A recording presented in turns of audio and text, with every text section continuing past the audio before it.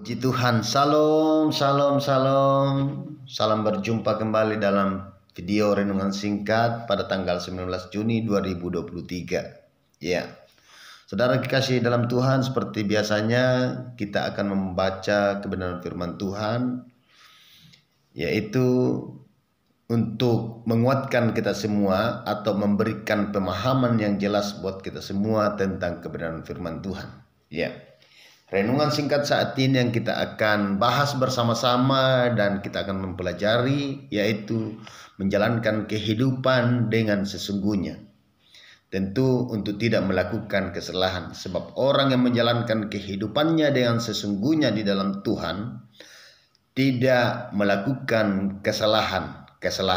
Ya, puji Tuhan. Saudara kekasih dalam Tuhan Yesus Kristus, banyak orang mengira bahwa jika dia sudah bekerja, dia sudah menjalankan tugas dan tanggung jawabnya. Jika mereka sudah bekerja dan mencukupi kehidupan rumah tangganya, mencukupi keluarganya, itu sudah melakukan tugasnya. Benar, itu adalah satu tugas dan tanggung jawab kita di saat kita hidup di tengah-tengah dunia ini. Tentu ada tugas dan tanggung jawab yang sebenar-benarnya yang perlu kita lakukan, yaitu adalah tugas kita untuk tidak melakukan kesalahan.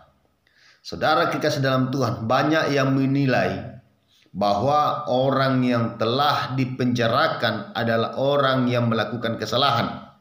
Ya kan? Tentu kita pasti semua akan beranggapan seperti itu.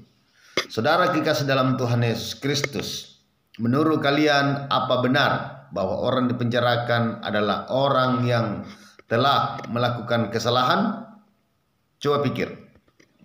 Saudara kekasih dalam Tuhan, saya mau sampaikan bahwa itu bukanlah suatu alasan yang tepat.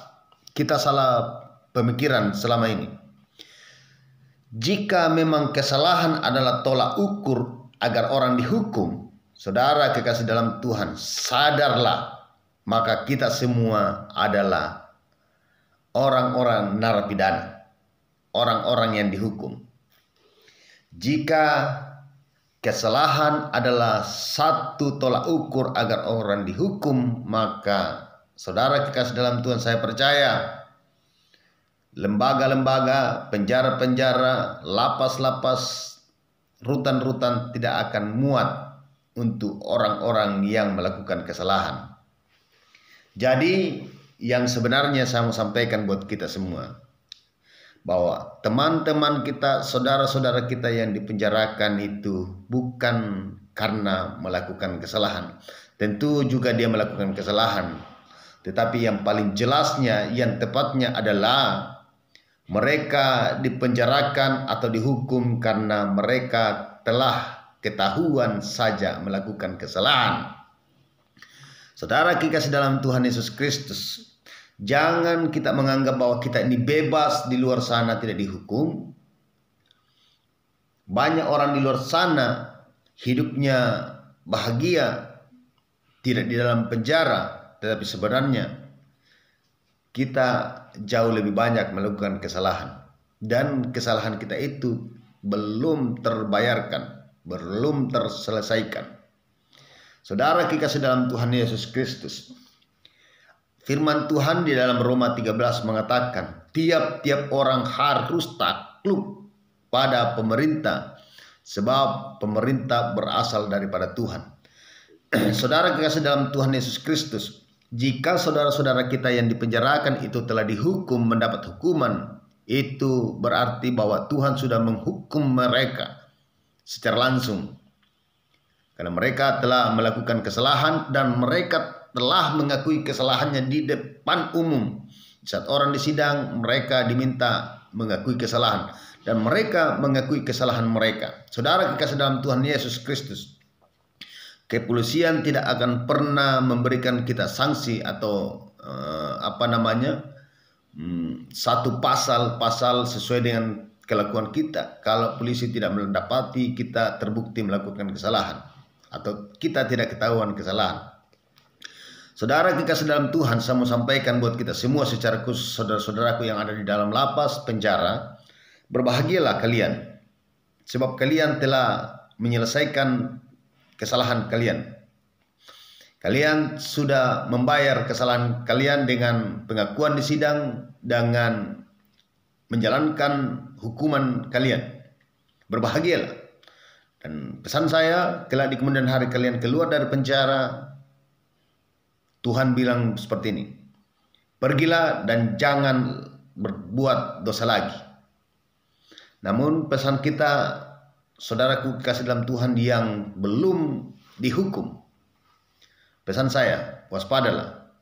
Jika kalian tidak bertobat dengan hati yang sungguh kepada Tuhan, Tuhan yang akan menghukum kita. Tuhan yang akan langsung menghukum kita. Tuhan tidak akan memakai lagi wakil-wakilnya, yaitu pemerintah-pemerintah untuk menghukum kita, karena kita tidak melakukan kesalahan.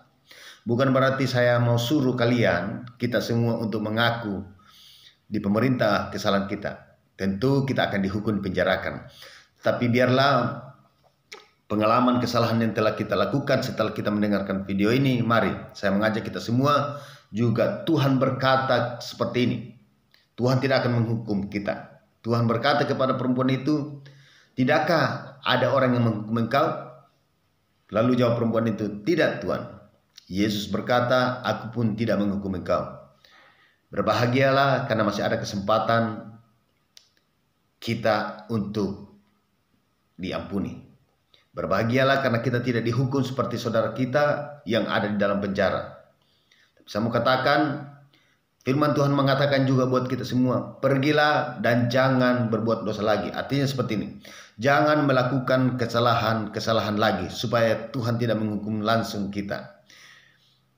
Biarlah firman Tuhan dalam renungan kita pada saat ini, untuk memberikan inspirasi dalam setiap kehidupan kita, untuk kita melakukan tugas dan tanggung jawab kita sebagaimana ada, tentu untuk tidak melakukan kesalahan.